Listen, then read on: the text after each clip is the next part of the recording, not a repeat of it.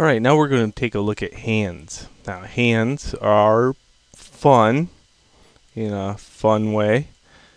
Let's do this. Let's pretend this guy doesn't exist for a second. And all these guys need to go away too. So I can focus on making a hand. Okay? So with him gone, we can concentrate on nothing about him. Okay, make a block. You can make a bar of soap. Doesn't matter how big, just make it look like that. Then, let's get in here to insert edge loop tool square box, and make sure you set this to multiple edge loops, and we'll set it to 3. Okay, just click, bam, then reset tool, because I'm never going to use that again on 3. Alright, got this.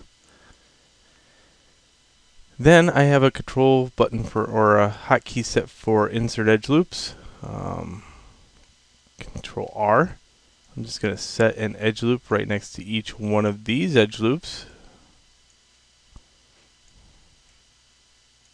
Just like that. Equally spaced right next to each other, both sides. And then, I know it sounds quirky, but I'm going to highlight these. Control right click. Control and right click. Edge loop utilities. To edge loop and delete. Alright, good. Now I'll just simply Control R, click about right there, take this face and this face, extrude, pull those out, shrink them in, okay, and then extrude it one more time, like that. Jump into my front view.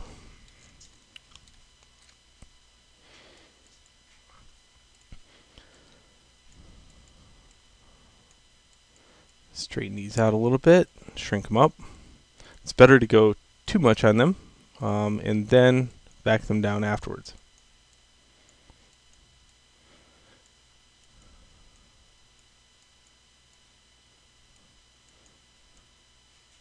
Okay, so you have something that looks like this. And in the perspective view, you have something that looks like this. Good. Now, in the top view, let's look at this. 4 on the keyboard. And I'm just kind of stretching these out a little bit so they're equally spaced. In other words, okay, so your fingers, some are thin, some are fat. Pinky, thin. Index and middle, fat. And a little bit on the, there we go, a little bit bigger than the pinky for the ring finger.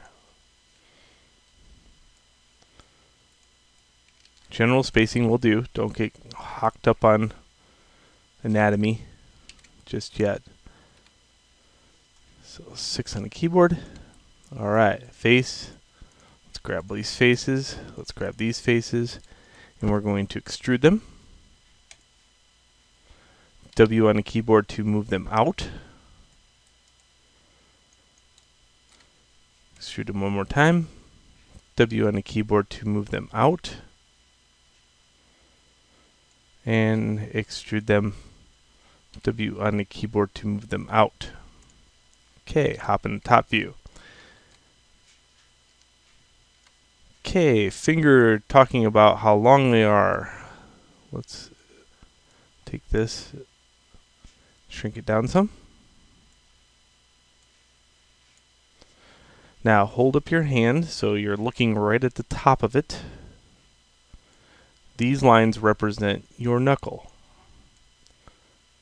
Place them in the areas they need to be, correlating to being knuckles. And we're talking about the joints of your fingers here, not the knuckles here, which are totally different. those need to move too.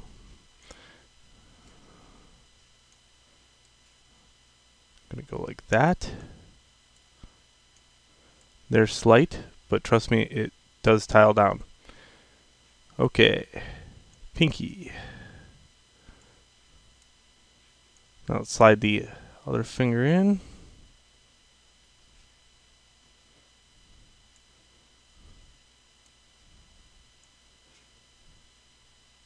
These represent the joints by your fingernails.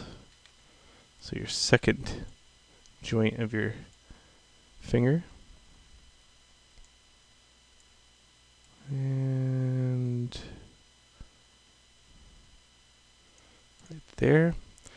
And then last but not least,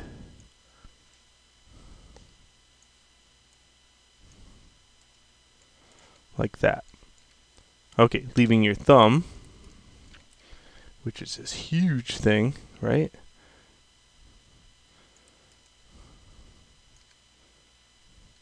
I'm going to take an edge out of here. Control right click to edge loop utilities, to edge loop and delete. That way I could take the face and push that back. And again, hold up your thumb. Where does it fall?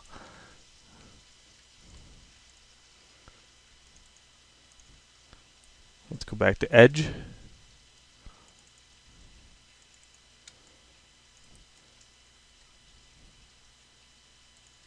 Now, sometimes it's easier to highlight the edges like this. Whatever, I'm just pushing these back.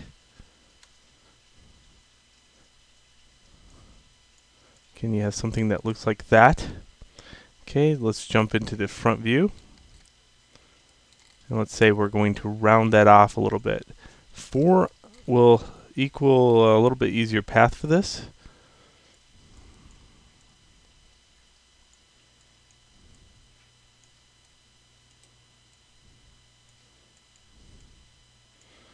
Control R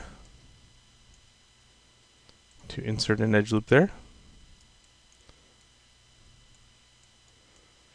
Just round this off. Nice and neat.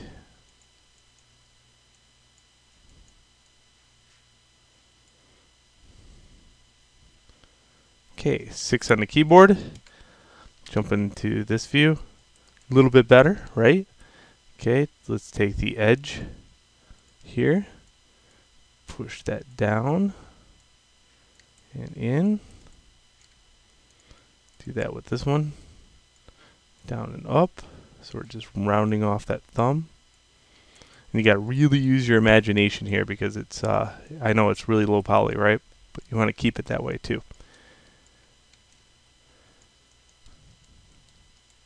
Okay, the fun part. What we technically need to do is scooch over all these edge loops as furthest as they can go and make an opening that's really low poly. Low poly meaning that right there. And then what I do is Control E to extrude that, and I'll average that. Okay, good. Jump into your top view, and I'm going to try to blend that a little bit. Not much, just enough.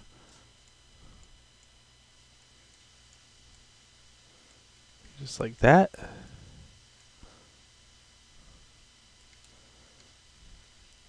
And I'm also going to try to blend this a little bit.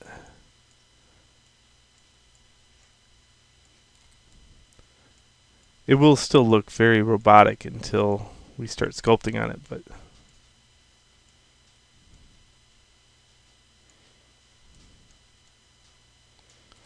again, all you're doing is blending from this harsh transition to something a little bit more round.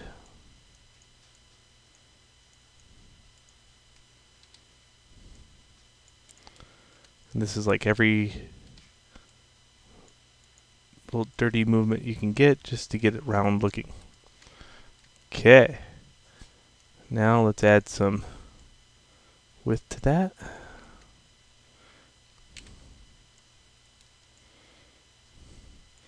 Alright, so this is where we're at so far. In the next video I'll show you some more.